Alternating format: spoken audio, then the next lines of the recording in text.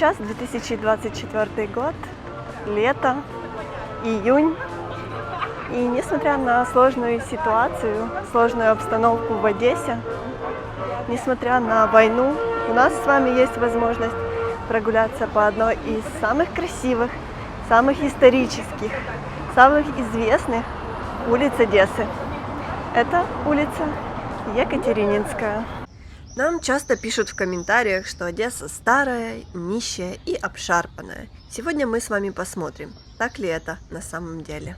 Всех приветствуем из прекрасной солнечной Одессы. Меня зовут Виктория и с вами канал На Позитиве. В сегодняшнем видео я хочу вам показать одну из самых знаменитых и прекрасных улиц Одессы. Это улица Екатерининская, как уже я говорила, и надеюсь, наша прогулка вам очень понравится. Иду по улице и заметила кафе, которое девчонок не оставит равнодушным, потому что оно такое розовое и с такими цветами, что невозможно пройти мимо. И вот за столиком здесь прям есть меню, можно посмотреть, что нам предлагают. Здесь так красиво, что девчонки просто делают фотосессии. Несмотря на сложное время для всех предпринимателей в Украине, люди все же умудряются открывать настолько красивое заведение не только в Одессе, но и по всей Украине.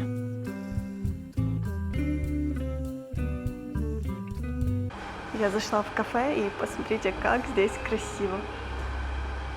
Здесь просто действительно можно приходить и не только покупать вкусняшки, но и устраивать фотосессии.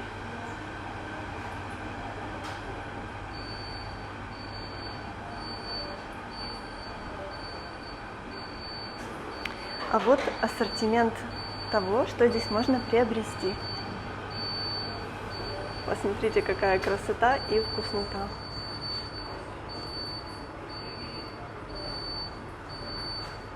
Даже вот в цветах флага Украины.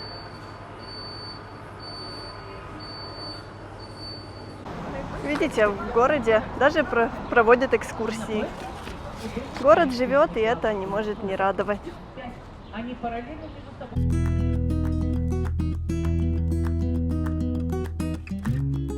Какой розовый автомобиль, как у настоящей Барби. Для тех, кто еще не знал, сейчас улица Екатерининская и Екатерининская площадь уже официально переименованы. И сейчас это площадь Европейская и улица Европейская. Конечно, для жителей города еще сложно перейти к новым названиям улицы, но со временем, наверное, у некоторых получится, а некоторые, как показывает практика, так и будут называть улицы своими старыми названиями.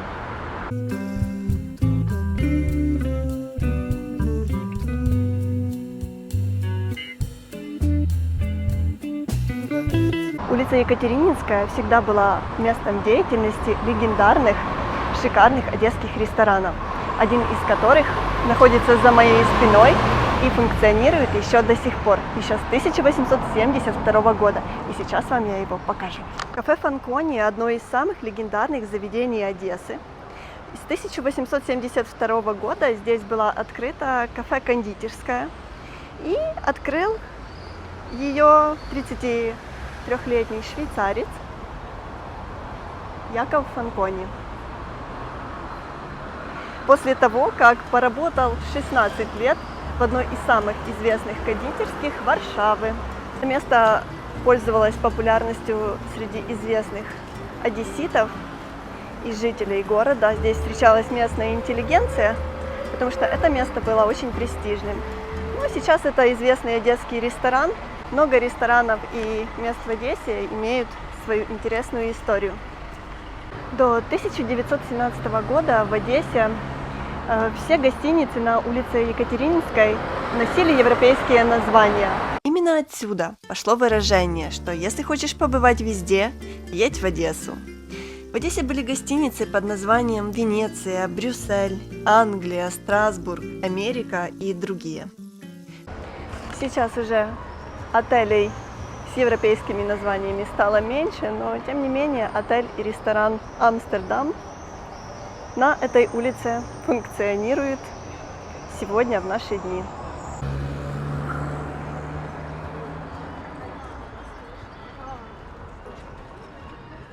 если вы знаете такого немецкого композитора, как Рихард Вагнер, то сейчас я вам покажу одно очень интересное место.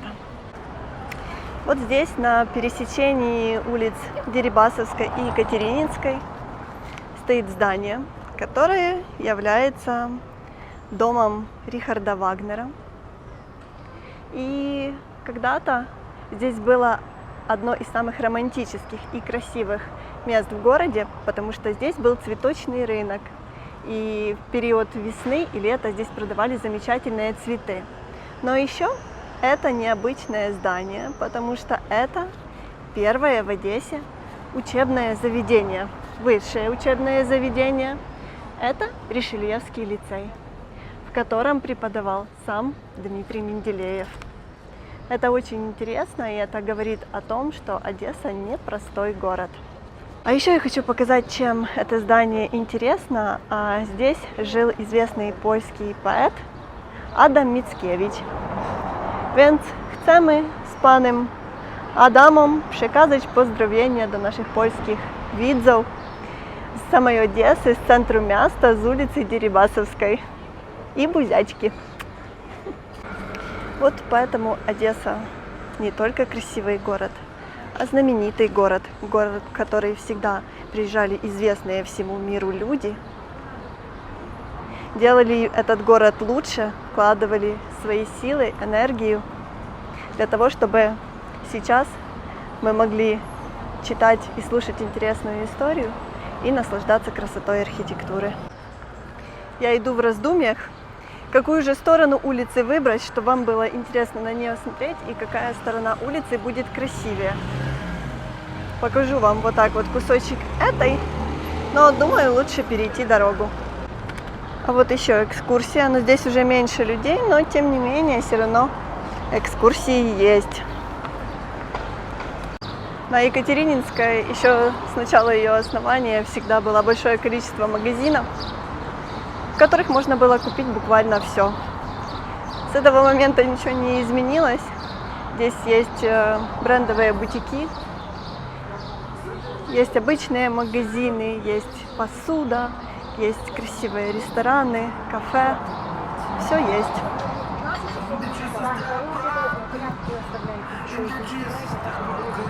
Почему я говорю, что в Одессе разнообразная кухня есть? Потому что, вот смотрите, вот первый ресторан Мамалыга. Все знают, что Мамалыга тесно связана с национальной кухней Молдовы. И сейчас мы посмотрим, какое меню предлагает этот ресторан. Здесь так и написано: Мамалыга по-бессарабски вкусно. А бессарабская кухня знаменита переплетением разных культур и народов. Это ее очень любят те, кто посещает и Одессу, и Бессарабию. Это какой-то новый ресторан, и посмотрите, как там внутри красиво. Но мы идем дальше, потому что впереди нас ждут еще греческие рестораны. Не все так просто в Одессе. Не зря когда-то говорили, что хочешь посетить Европу, обязательно приезжай в Одессу.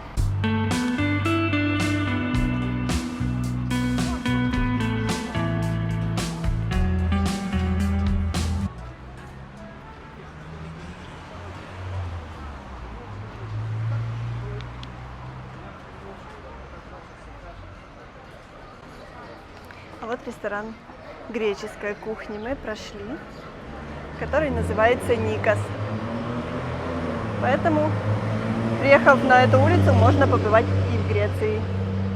Пока я снимаю для вас видео, в центре встретила нашу мамулю. Она занимается своими делами здесь, юридическими. И она передает всем большой-большой привет. Хорошо, пока нету воздушной тревоги, и можно в спокойствии снять для вас интересное и красивое видео. Если вам слышно, не знаю, я иду с микрофоном. Колокола сейчас в церкви. Кстати, на этой улице есть римско-католический костел. И мы постараемся с вами в него сейчас заглянуть. Я этого никогда ранее не делала, но видела на фотографиях, что там очень красиво.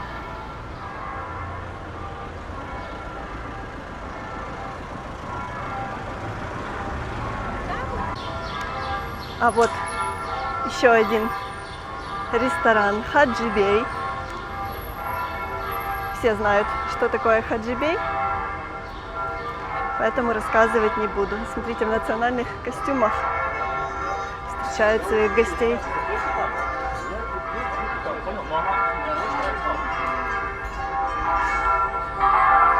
А вот и этот римско-католический собор.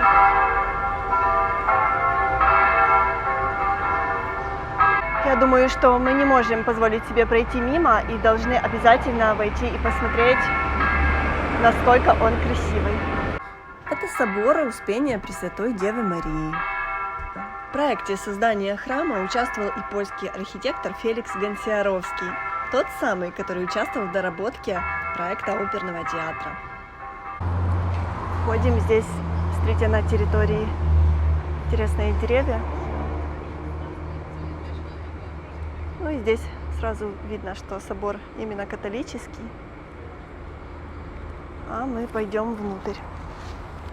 Возможно, здесь сейчас какая-то служба. Но мы спросим, можно ли нам поснимать.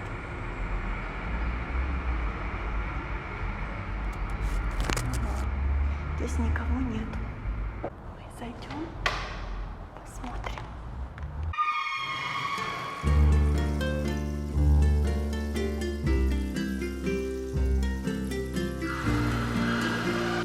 Нравится еще люди такое делать. Это было невероятно красиво. Туда входишь, и там такая приятная атмосфера. Вот просто хочется даже посидеть. Очень мне нравится, что в католических костелах есть деревянные лавки, на которых можно присесть на службе, и люди, особенно когда они в пожилом возрасте, не так устают. Это большой плюс, потому что стоять службы – это всегда очень тяжело, в первую очередь для пожилых людей, для инвалидов. Поэтому это большой плюс, когда есть такие лавки. Я вот первый раз зашла в этот костел. И очень советую для людей, которые живут в Одессе и посещают этот город, просто зайдите хотя бы на пару минут. Вам действительно очень понравится. А сейчас вам покажу ресторан итальянской кухни. Один из моих любимых ресторанов в городе. Это Тавернетта. Здесь действительно по-итальянски вкусно. Всегда хорошее обслуживание. Вот здесь машинка, которая называется Луиджи. Здесь еще сидел большой красивый белый медведь, но, к сожалению, сейчас я его не вижу.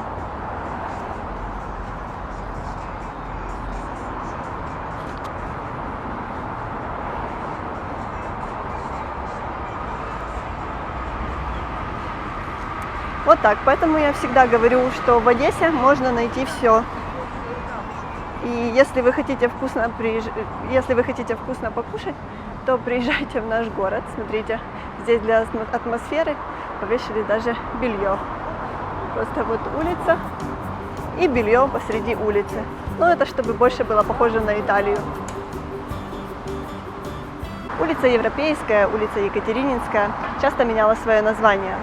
Но далеко не все знают, что в одной из самых страшных времен человечества эта улица носила название Адольфа Гитлера.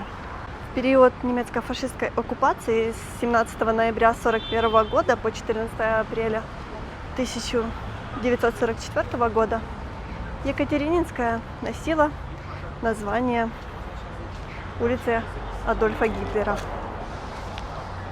Это действительно интересный факт, о котором знают немногие. На Екатерининской одни из самых красивых храмов города, поэтому невозможно вам не показать.